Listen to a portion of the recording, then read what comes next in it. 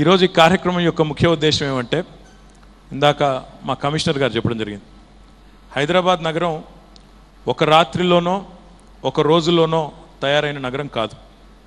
427-28 సంవత్సరాల చరిత్ర ఉన్న నగరం. కులీ కుతుబ్ షాహీ ముగ్గుబోసి కట్టిన నాటి నుంచి నేటి వరకు పరిణామ క్రమంలో రకరకాల పద్ధతుల్లో రకరకాల వేగంతో రూపాంతరం చెందుతూ వస్తున్న నగరం. ముగ్గుబోసినాడు జనాభా ఏంది, ఈ రోజున్న జనాభా ఏమిటి అని చూస్తే 1 కోటి మంది పైచిలకు ఈరోజు హైదరాబాద్ మహానగరంలో ఉంటున్న పరిస్థితి. మరి పెరుగుతున్న జనాభా, పెరుగుతున్న జనావసరాలు, వాటికి తగ్గ విధంగా ఈ నగరంలోని మౌలిక వసతులు పెరిగినాయా అంటే పెరగలేదు అనే చెప్పాలి. పెరిగితే ఈ సమస్యలు ఉండవు.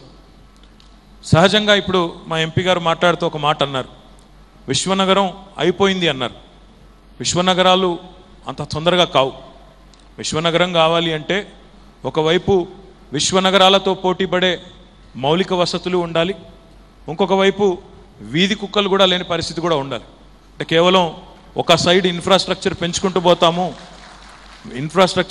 పోతాము, కొత్త రోడ్లు వేస్తాము, బ్రిడ్జీలు వేస్తాము, మెట్రో కడతాము, ఏసీ బస్సులు పెడతాము అనగానే సరిపోదు.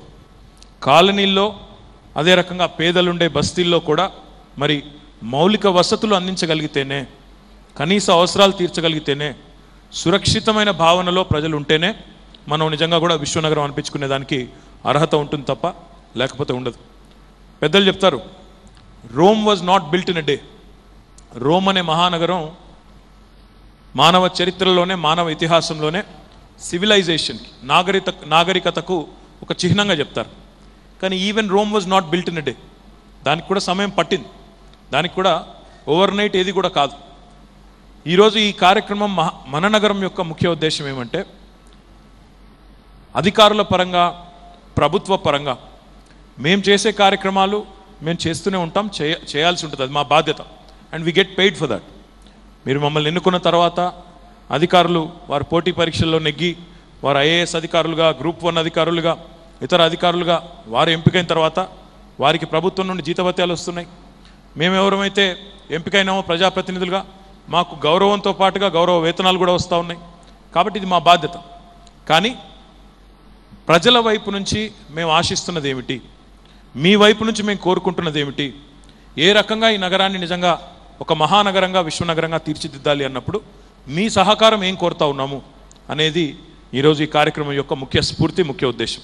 కమిషనర్ గారు ఒక మాట చెప్పారు, ఇప్పుడు ఎమ్మెల్యే గారు కూడా ఒక మాట అడిగారు, మాకు ఇన్ని కోట్ల రూపాయలు మంజూరు చేయండి. డబ్బులు మంజూరు చేయడానికి ఇబ్బంది ఏం లేదు, డబ్బులు మంజూరు చేయవచ్చు, డబ్బులు చేయాల్సిందే, మంజూరు చేయాల్సిందే, పనులు జరగాల్సిందే. కానీ డబ్బులతోనే పనులన్నీ అయిపోవు. ప్రజల వైపు నుండి సామాజిక స్పృహ, అవగాహన, భాగస్వామ్య పద్ధతిలో మీ వైపు నుంచి ఒక పార్టిసిపేటరీ డెమోక్రసీలో, ప్రజాస్వామ్యబద్ధమైన, ప్రజాస్వామ్యయుతమైన వాతావరణంలో మీ వైపు నుంచి పార్టిసిపేషన్ లేకపోతే, భాగస్వామ్యం లేకపోతే ఈ నగరం ఎప్పటికి కూడా ఒక విశ్వనగరం కాదు. ఏంటండి, వీడియో నచ్చిందా? అయితే ఓ లైక్ వేసుకోండి, లేదంటే ఓ కామెంట్ చేయండి. ఎప్పటికప్పుడు మా వీడియోస్ చూడాలంటే సబ్స్క్రైబ్ చేసుకోండి.